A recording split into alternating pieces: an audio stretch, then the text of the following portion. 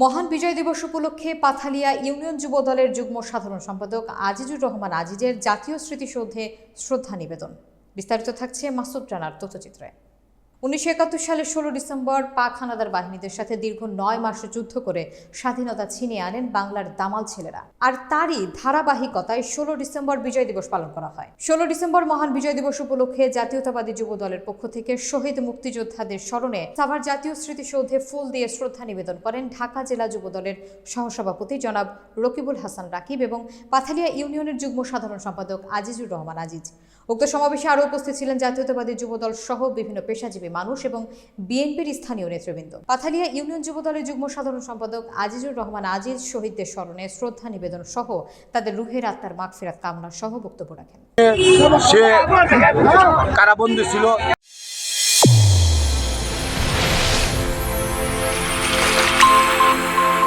Channel A1 হৃদয়ের স্পন্দন।